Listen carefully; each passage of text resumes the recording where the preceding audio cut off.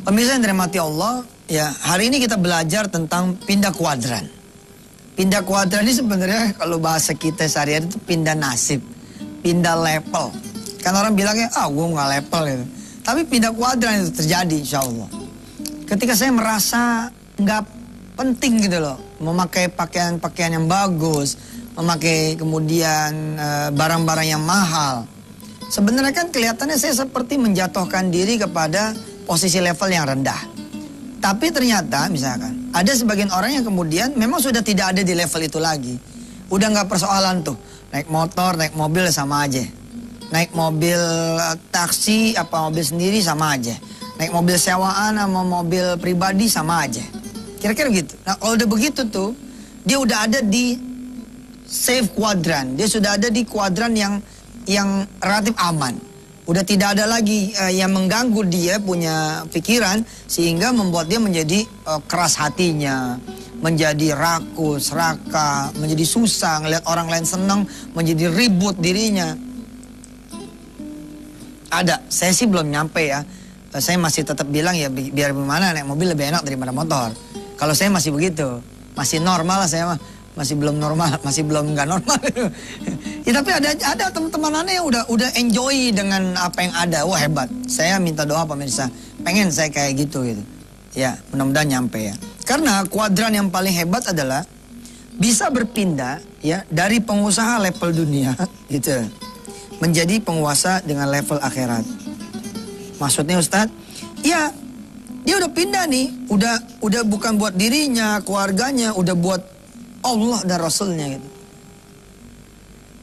Dan di sini sekaligus saya mengingatkan dulu kita pernah belajar bedanya pengusaha ya yang mengetahui tentang Allah dan Rasulnya, mengetahui tentang agamanya dengan pengusaha yang tidak mengerti Allah dan Rasulnya. Dia tidak mengerti agama, tidak mengerti tujuan hidup itu adalah beribadah. Apa? Dia menjadi pengusaha adalah untuk kekayaan dunia saja. Tapi kemudian ketika kita kemudian punya Allah dan Rasulnya, kita menjadi pengusaha yang mengumpulkan sebanyak-banyaknya dunia, tapi untuk akhirat kita. Nah ini dia, pindah level, pindah kuadran yang lebih gede lagi. Tapi ya tetap dunianya dapat, akhiratnya dapat. Allah bilang di dalam surah apa misalkan, surah Al-Lail. Wa inna lana lal akhirata wal ula. Punya aku tuh dunia dan akhirat. Nah kalau ada orang-orang yang kemudian dapat dunia doang tapi dia tidak dapat akhiratnya. Ada orang-orang yang kemudian dapat dua-duanya. Mereka disebut di dalam suratul Baqarah, wa minhum may yaqulu rabbana atina fid dunya hasanah wa fil akhirati hasanah. Dapat bonus juga waqina adzabannar.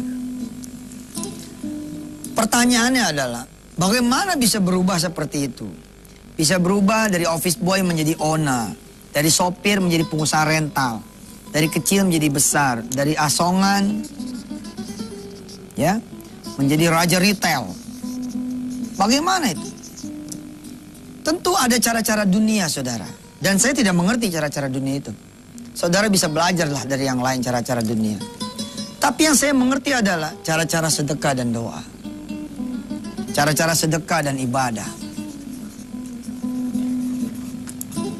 Mungkin buat saudara seorang karyawan, bagaimana caranya naikin level, pindah kuadran dari karyawan biasa, ya naik level misalkan eselonnya berapa ya, jadi berapa ya gitu. Dari D jadi C, C jadi B, B jadi A misalkan gitu. Lalu saudara bilang, oh kalau mau naik level mesti kuliah lagi. Nah ini yang saya bilang, oke, tempuh ini sebagai cara-cara dunia. Oh, saya mesti ngambil sertifikasi A, B, C, D. Kompetensi A, B, C, D. Saya mesti kemudian menambah ilmu lagi A, B, C, D. Dokter misalkan. Dokter kan masih dokter biasa tuh. Tapi nanti dia naik lagi. Apa? Dokter spesialis misalkan. Dokter spesialis naik lagi jadi apa sampai kemudian bisa punya rumah sakit. Pindah kuadran.